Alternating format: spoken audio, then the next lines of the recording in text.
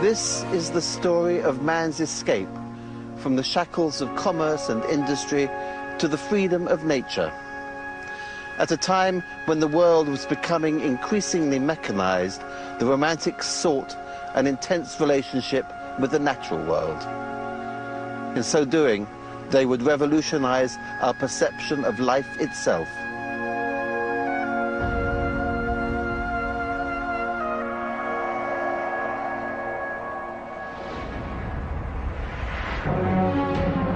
In the 18th century, Britain was being devoured by the voracious demands of urbanization.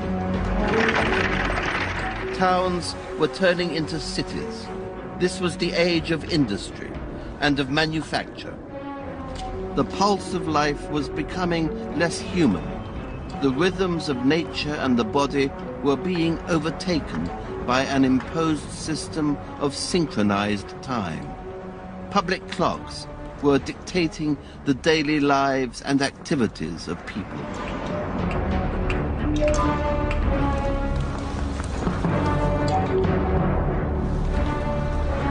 The cities were engulfing everything, like huge machines of trade, industry, and living. They were forcing order and discipline into the lives of their inhabitants. The home, the school, and the workplace were run according to clock time and in obedience to strict rules of human conduct.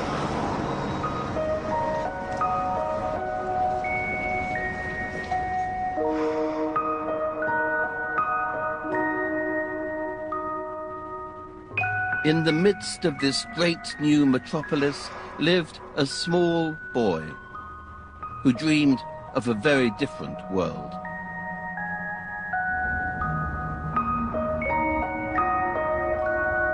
One day in July 1765, he walked from Soho in London to the fields of Peckham Rye, just beyond the city. Lying on the grass, staring up at the light filtering through the trees, he experienced a vision.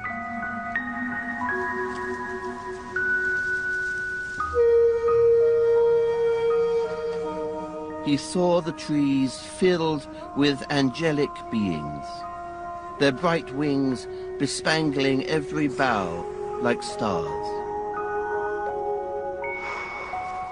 To see a world in a grain of sand, and a heaven in a wild flower. Hold infinity in the palm of your hand, and eternity in an hour. The boy's name was William Blake. Throughout his life, he never forgot his childhood vision. He always believed that it was a glimpse of an eternal world, far from the horrors of the city. The Romantics believed that spontaneous childhood visions were the source of adult inspiration. A child allowed to play and dream would become an imaginative adult. But childhood itself was being destroyed by the industrial age.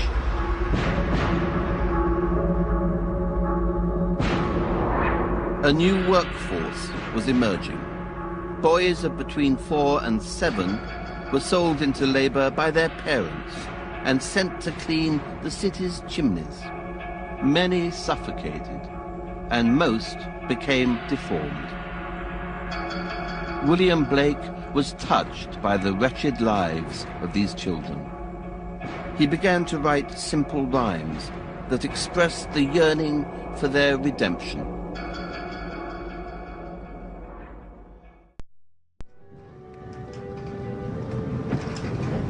One day, in the autumn of 1796, a young poet called Samuel Taylor Coleridge was rushing home from Birmingham to Bristol. He had received unexpected news of the premature birth of his son, and he wrote a poem about his feelings of anticipation. His instinctive emotions could be those of any modern father. Ah me, before the eternal sire I brought the unquiet silence of confused thought and shapeless feelings. My o'erwhelmed heart trembled, and vacant tears streamed down my face.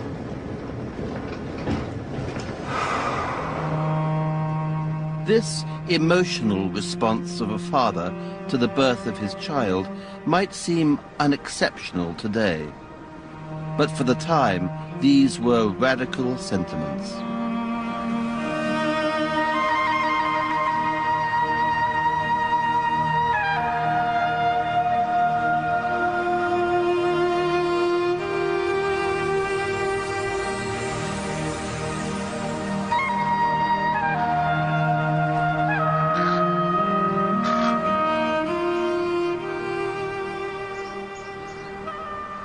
On becoming a parent, Coleridge's life completely changed. He gave up his job as a travelling preacher and moved away from the city to begin a rustic scheme of life here in the Quantock Hills. In doing so, he was to redefine the notion of parenthood and return the child to nature. I am anxious that my children should be bred up from the earliest infancy in the simplicity of peasants, their food, drink, and habits completely rustic. The time Coleridge spent here in Somerset was the happiest in his life. As a child, he was sent away to school in London and detested the experience. He wanted his son to be schooled by nature.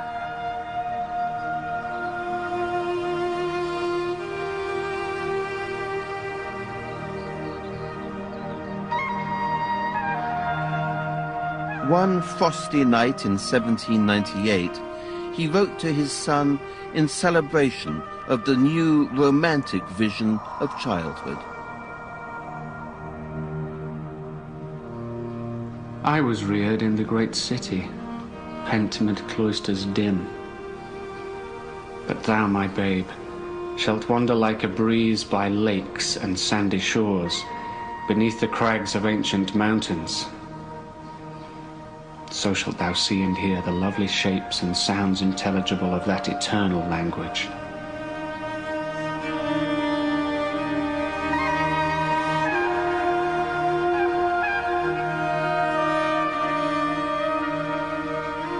For the Romantic poets, childhood was inseparable from nature.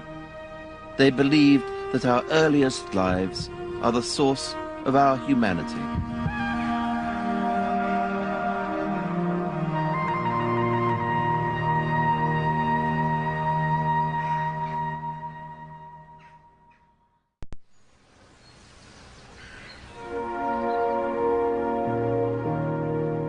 Wordsworth experienced something with which many of us can now identify in our modern pilgrimages to nature.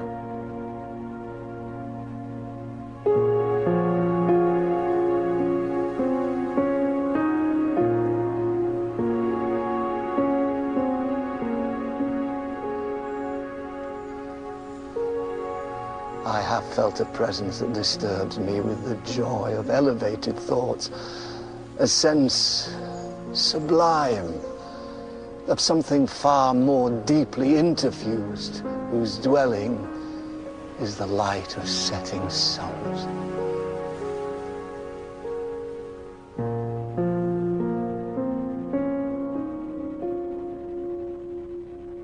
The Romantics were the first to express a yearning for the sublime in nature. We have been searching for the same sublime ever since. The way we relish a sunset is a learned experience, one we learned from the Romantics.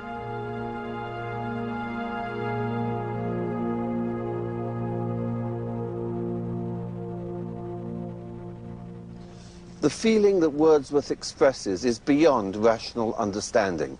It is a feeling of the sublime, of all the grandeur and divinity in the natural world. It is a state of being that transcends the mundane and mechanical world in which we live. For the Romantics, it represented the longing to be free.